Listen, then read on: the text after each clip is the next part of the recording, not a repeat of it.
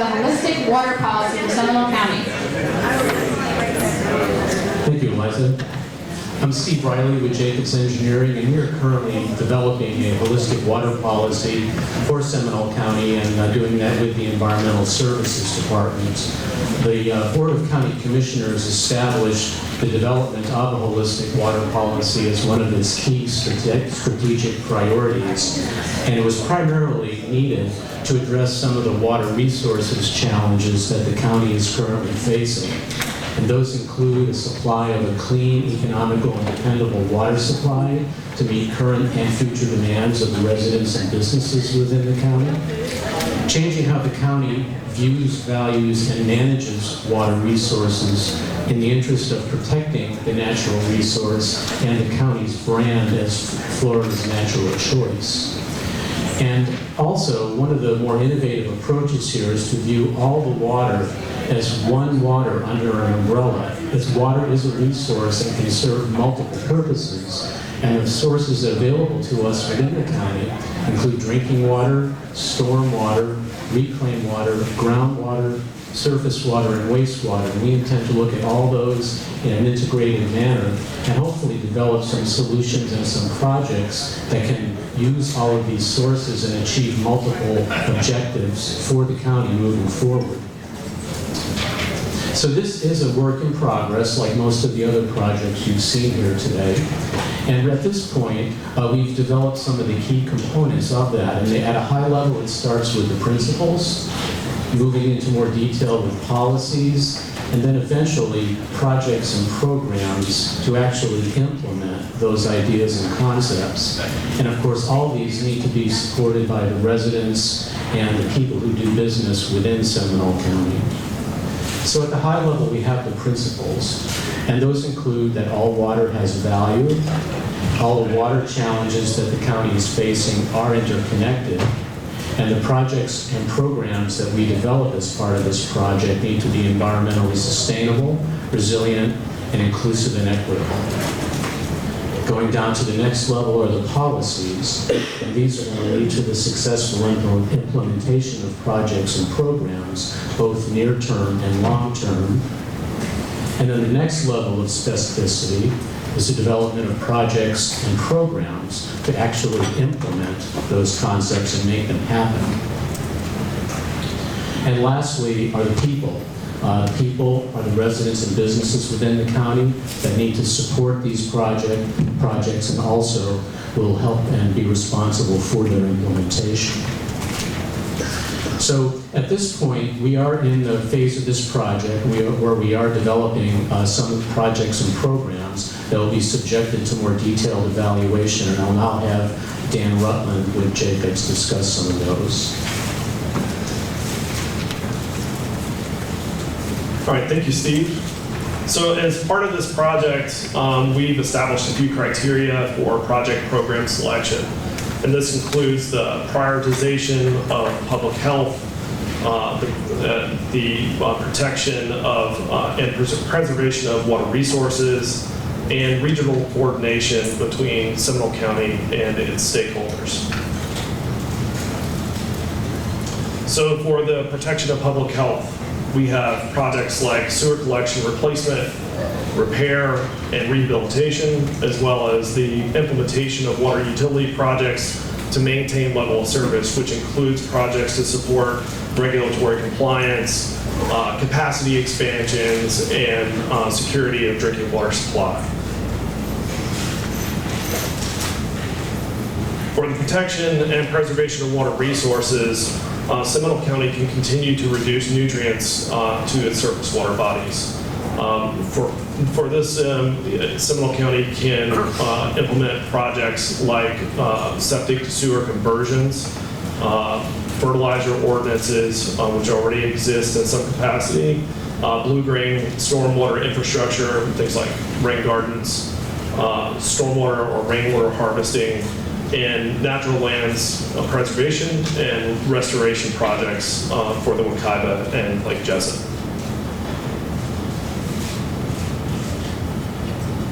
Additionally, for the protection and preservation of water resources, Seminole County can increase water conservation, and this can be implemented through the proposed water conservation plan update, which includes projects for water audits, rebates for smart irrigation controllers, irrigation evaluations, which Seminole County is already completing, and incentivizing Florida-friendly landscaping. And all of this is kind of rolled up into water supply planning based on the holistic principle that all water has value. Seminole County intends to prioritize conservation of all water sources, and to achieve this, we need to sustain groundwater supply to meet future drinking water needs through responsible planning. And we need to expand use of reclaimed water for offsetting potable water use. And we need to implement stormwater projects to augment reclaimed and irrigation water supplies while enhancing natural and public lands. And then surface water projects to provide alternate water supply as a last resort. All of these projects require participation in regional solutions and the implementation of projects aligned with the holistic water policy.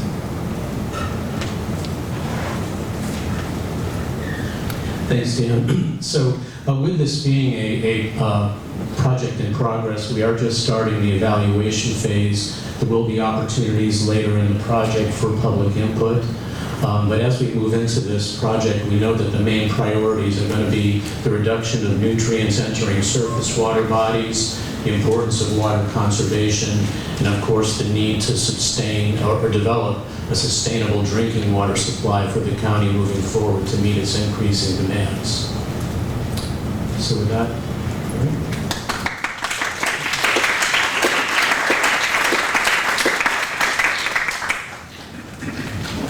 Thank you. Thank you. And then next up, we're going to have Jeff Solomon speaking to us about the drainage basin studies.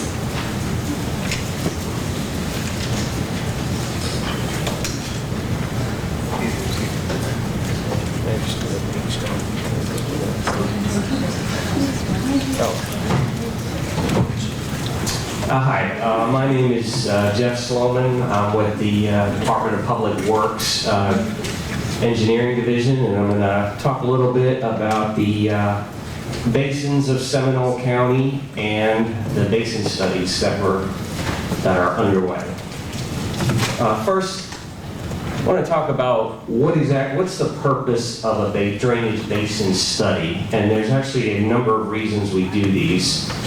The first purpose would be to compose an inventory of existing county-owned and maintained drainage infrastructure. The second step would be to analyze that existing infrastructure and determine a level of service for the individual components of that system, and that's based on the extent of flooding. And third, we would develop, evaluate, and rank conceptual designs for future capital improvement projects that will serve to reduce flooding and improve the level of service for the components of the drainage system. And based on the available funding, those conceptual projects would actually move into final design and construction. Another purpose of the basin study is to analyze and delineate the 100-year floodplain limits based on the existing drainage infrastructure, and possibly apply for a letter of map revision from FEMA to adjust the limits of the 100-year floodplain. So I want to take next step is to discuss some of the actual drainage basins of Seminole County. So Seminole County has 16 named drainage basins. They're a mixture of urban, suburban, rural, and conservation areas. Eventually, all the 16 drainage basins will drain to the St. Johns River, and that's kind of why the entire county is in the St. Johns River Water Management District. And based on the size, the location, and characteristics of each basin, they may be analyzed in one study.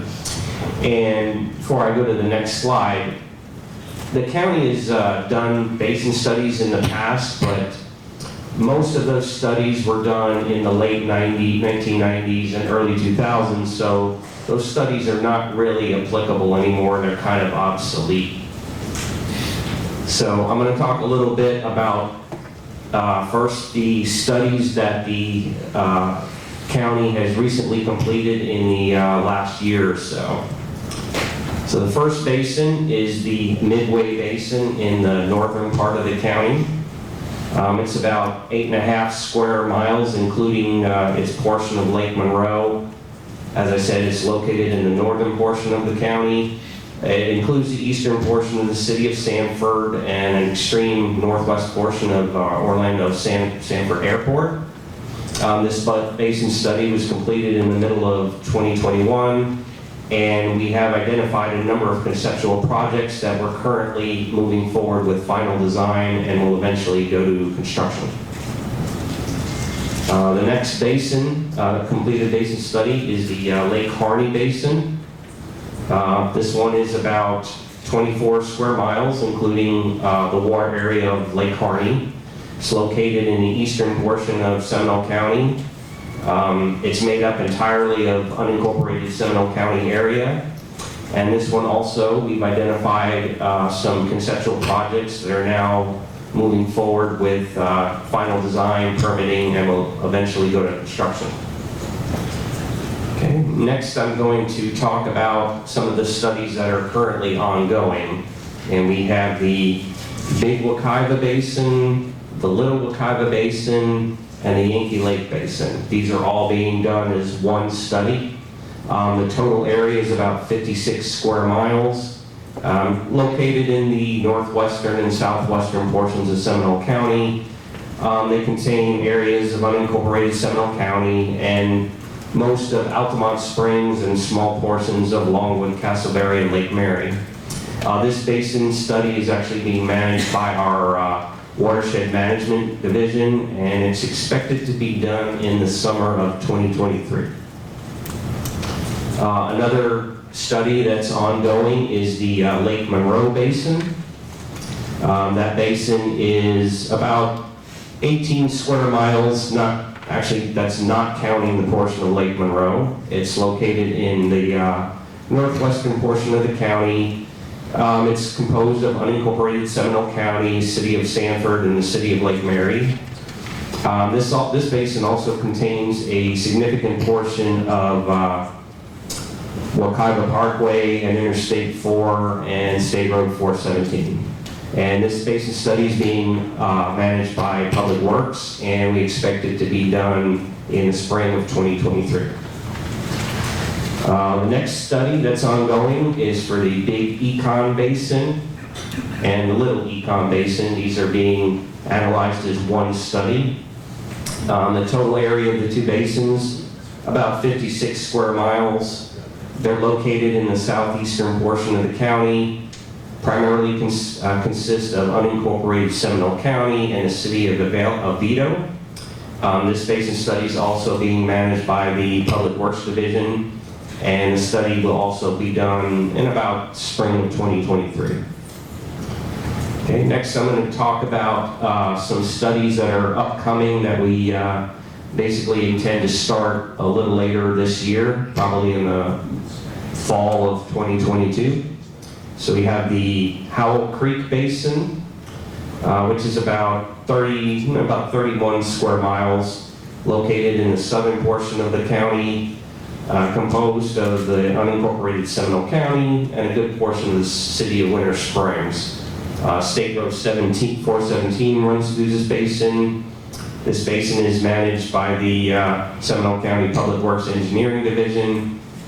We expect it to start in summer of 2022, probably would actually start in the fall, and the study should take about 18 to 24 months to complete. Okay, next we have the Lake Jessup Basin. This is probably the largest basin in the county at 64 square miles. It's pretty much in the center of the county. It's composed of unincorporated Seminole County, portions of Sanford, Lake Mary, Winter Springs, and Oviedo. State Road 417 also runs through this basin. Another basin study going to be managed by the Public Works Engineering Division.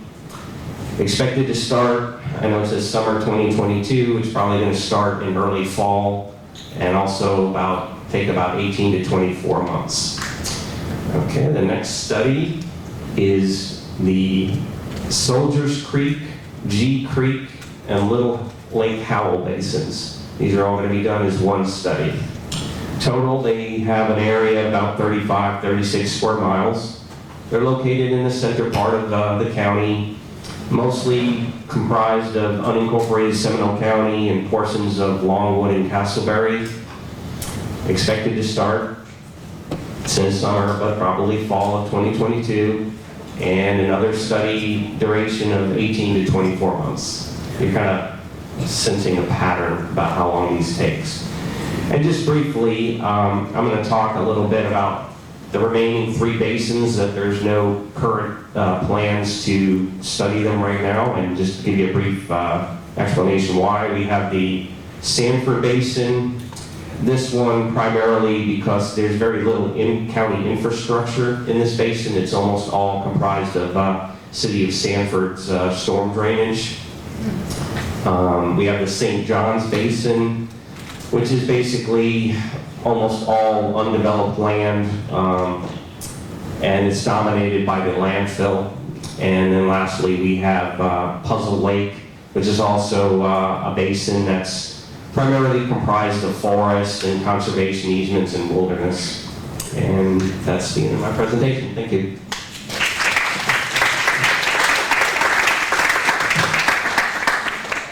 Don't walk away too far because we're going to sit on the panel. So we're going to begin our panel discussions. Just give us a second to set up the screens here. And if you're a panelist, please come up.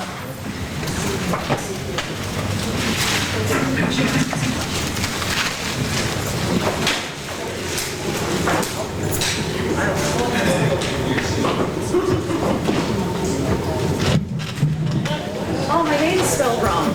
Oh, it is. They have the names on the back too.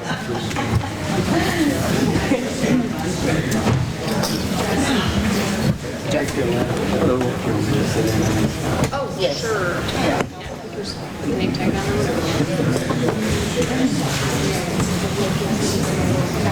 on So I'm going to hand the mic, and if we could just go down the row and introduce yourselves, then people will know who they're asking questions to. So let me just lay out a little bit of groundwork here. So at this table, obviously you'll see some people who are associated with the presentations that you just saw, but we also have some additional folks that we didn't set up to do presentations, but we understood that they might be that you would want them available to answer questions that are important to the questions that we've been hearing as we're out on the trail talking to people about the vision.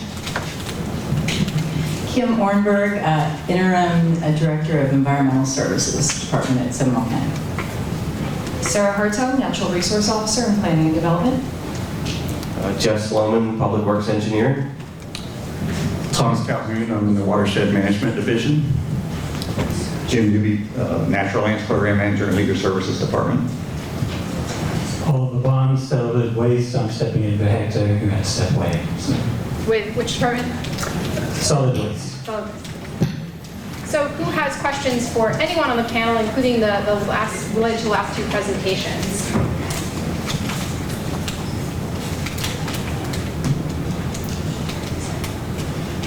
Hi, this is for Jeff. The one water refers to recycled water.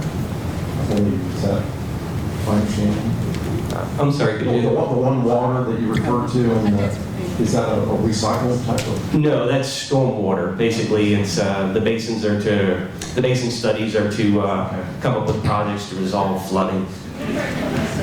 Yeah, the holistic water. Oh, sorry. It's okay.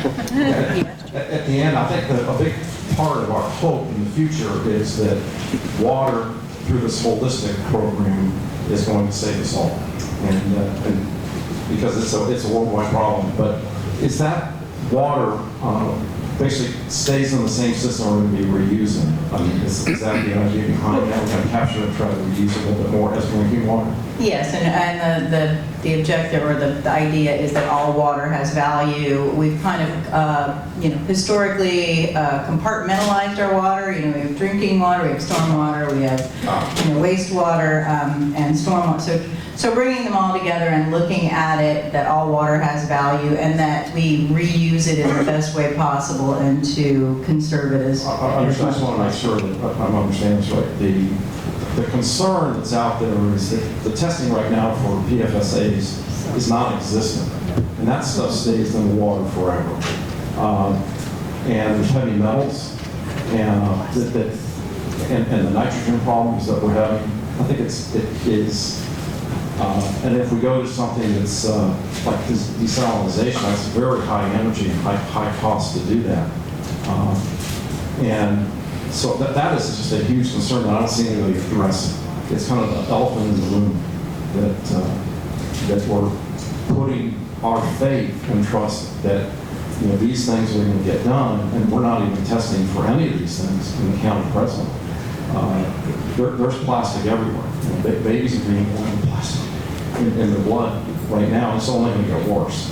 So can you give me an idea of how that's going to be addressed and what we're going to do about it? Because I think that is something that all the studies and all the scientists are looking for that solution. But we're banking on future growth, that water's going to be safe. I don't see. Also, to add to this, in the Wekiva Basin, we have a huge problem with nitrogen in the Wekiva River. And the county's been great at addressing this. What I didn't see in the presentation was any mention of agriculture. Agriculture is the big elephant in the room, too. Why aren't they being held to a standard to help drop the nitrogen? Those are my 2 points. Thank you. Okay, as far as your first question, I know that some of the things you mentioned at this point don't have standards for those, the PFOAs, and as they develop those They gotta be zero. Can't be empty. I know we go by water quality standards that the state and the federal government put out, and we utilize those. As far as drinking water, though, right now our water comes from the groundwater, from the Floridan aquifer. So, as far as I know, that's a much cleaner source. But as we get into looking to reuse, those are things that we're going to have to be looking at, and that is part of what we will be addressing with the holistic water policy. I think before we grow, those things should be solved. Absolutely. I know, I agree. We need to pay attention to those things. I'm sorry, what was your second question again? The nitrogen. Oh, the nitrogen. And the agriculture. Yes, that's, I guess fortunately there's not as much agriculture as there had been historically. But from a regulatory standpoint and from the county's regulatory, or what we have, what we can regulate or what we can do, agriculture has been set aside as its own entity by the state of Florida. The Seminole County government, the cities have no regulatory authority over agriculture. They have their own, in the basin management action plans, with the state, they have their own allocation. And they're working with DACs to develop BMPs, and I know there's been talk, sit on the statewide stormwater technical advisory committee, and there was talk about following up and making sure the BMPs that they're putting in place are actually meeting the decreases that they're proposing, that are the presumptive criteria, that they're actually meeting those. But as far as in Wekiva, we were looking at, and we've done a feasibility analysis for the septic tanks. That's something that we're looking at and actively trying to find ways to either tie into sanitary or potentially enhance them. And we've started done a feasibility analysis that was required by the state for the BMAP that's been completed, and we're looking at doing some pilot projects. We've requested some grant funding that was mentioned at the board meeting yesterday to try and help fund that. So we're looking forward to moving forward with that. Thanks, Any question here? Hey there. Thank you for everybody being here, providing all that information. I have a question. It's really about stormwater. So my question is, a lot of us residents, when we see these infill developments, we have concerns about flooding, and we raise those concerns, and we're told that the developer has provided these studies that show that the water is going to be taken care of, and you're not going to have all this overflow problem. It's all calculated out. And we've heard that for a number of years, and sometimes it works out that way. But a lot of times we're seeing it's facially obvious that it is not, because the neighbors are getting flooded more than they were before. And so something went wrong, whether the calculations were wrong, they weren't considering all the factors. And so my question to you guys is there any sort of feedback loop so that you guys are learning to not rely upon those same erroneous calculations or false promises that sometimes the county's been told, so that in the future, this development, which is resulting in flooding, doesn't happen as much? Okay. Normally, the way the rules are, the criteria for development is set up is a developer or builder is required to hold the peak discharge from his site to what it was in the existing conditions. And his calculation, when they submit a project for a permit, their calculations show that. And that's typically correct, but what happens is when you have a number of sites being developed individually, downstream, even though they're controlling the flow from their site, the effect downstream is, you might have detrimental effects because of all the development. And that's kind of what the purpose of these studies is, so that when the county or the county-owned infrastructure downstream of these developments is insufficient, we can try to do something about it.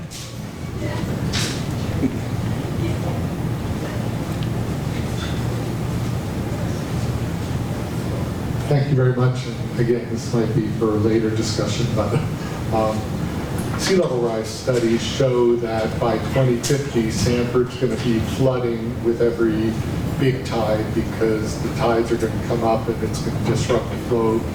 And I know Sanford's not in your jurisdiction, but there's a lot of little tributaries that flow in. Sir, could you hold it a little closer? There are a lot of little tributaries that flow into the St. Johns. They're also going to back up, like into Wynwood, perhaps.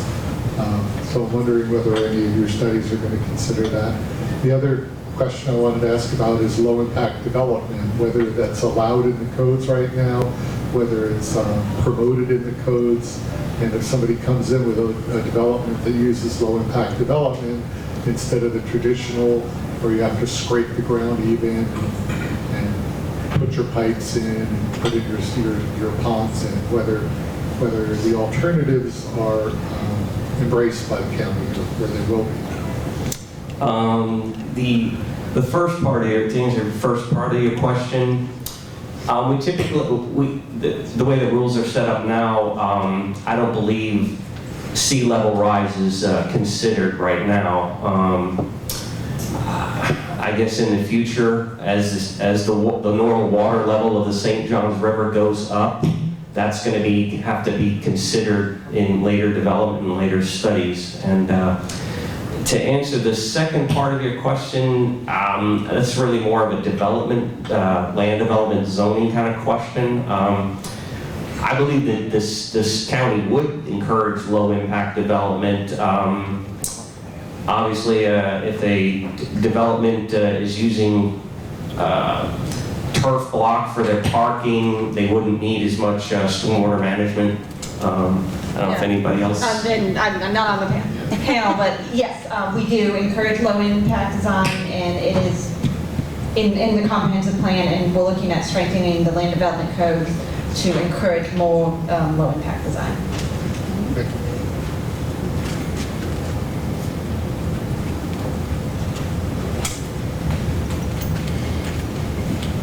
Seminole is one of the smallest counties in the state. And we also, along with the county, have 7 cities. It's hard for me to see how you can really effectively plan for some of these issues without integrating your plans with the city plans, thinking particularly about Sanford's stormwater problems. I've lived here long enough to remember 2 times that businesses on First Street were closed down and the water covered First Street, and put a couple of businesses out of business 20 or 30 years ago. How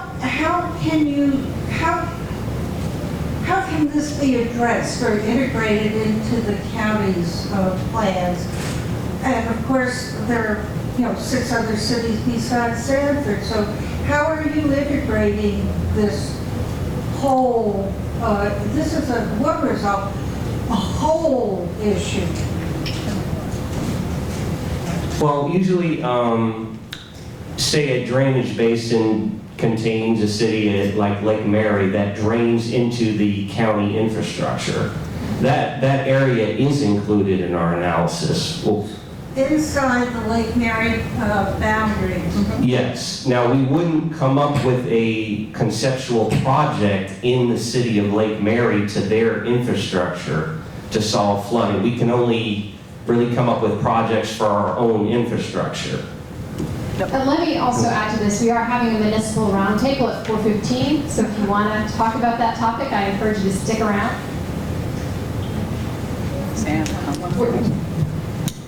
And as part of that, I mean, just to add on to what Jeff said, with the basin studies and everything else, but with the basin studies in particular, we run the analysis and we provide that information to the cities. They can adopt their own kind of projects. Fingers crossed they do something? But yeah, well, I mean, I would think that they would, if they've got a flooding problem, that they would want to use the computer modeling to fix that.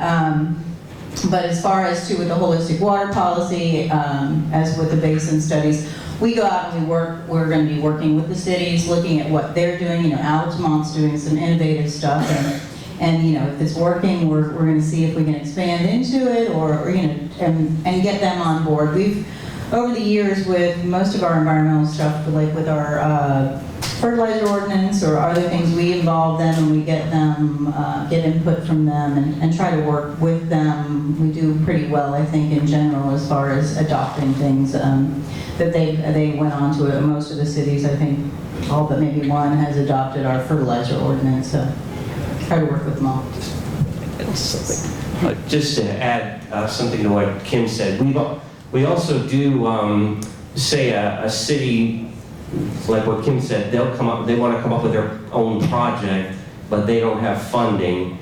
The county does enter into agreements with the cities to provide funding to them to do these projects. It's just, it would be a city-run project. The city would contract the design and manage the construction. Sales tax. So I'm going to take moderator's privilege here and ask our 3 folks who didn't participate in presentations, Sarah, Thomas, and Jim, if you could just give us whatever is the most important thing that you think people would like to hear about, very briefly, that you're working on. They might want to come and ask you questions later. The arbor ordinance. Come talk to me about trees. Along the same lines, the shoreline protection ordinance that we passed last year, FWC stopped regulating many of the lakes within Seminole County, and we passed a new ordinance to take that over. So if you have any questions, come see me. The Natural Lands Program. I think the county kind of broke ground maybe a little bit before most of them did back in 1990 and again in 2000 with voter-approved referendums. We've reached a point where we're having to look at the next challenges are, can we fund this further into the future? And also, how do we continue to manage the existing properties we have and take care of those? So, come see me. So I have time, if there is 1, maybe 2 more questions, or we can move into, Oliver. Well, Hector gave the presentation earlier. Yeah, so that's all right. I don't know if you want Any I can comments? just chime in and reiterate, please recycle. Reduce first. Oh, I see a question in the back. And then after this, we'll move into our roundtable discussions, and many of these staff members will be hanging around to participate in those discussions.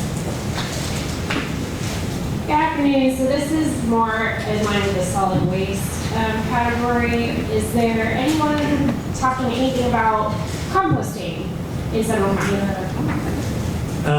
Not that I'm aware of. You know, we do take the yard waste and we use that in the landfill currently. I know there are, within the state, there are larger commercial composting programs being set up right now. It's still relatively early days because it's quite intensive a program to adopt that.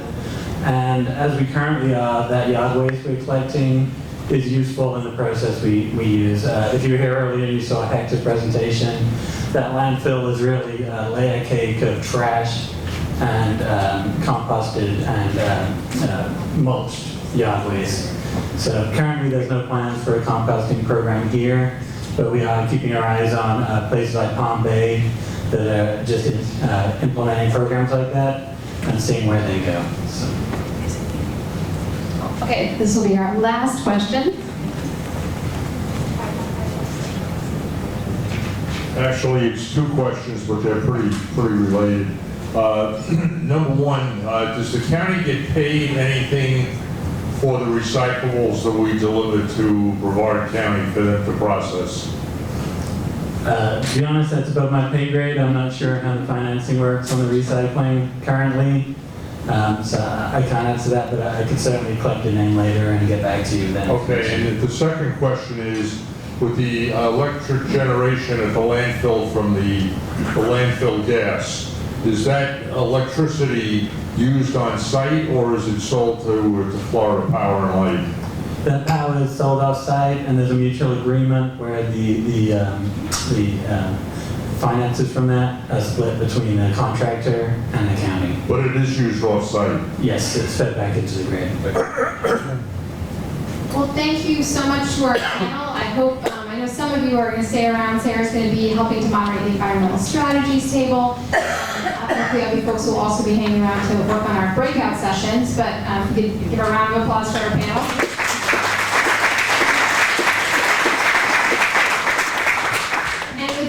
Moving into our problem-solving breakout work groups. So you'll see at each corner of the room there is a label on the table. This one is multimodal transportation strategies. I think that's in folder 12.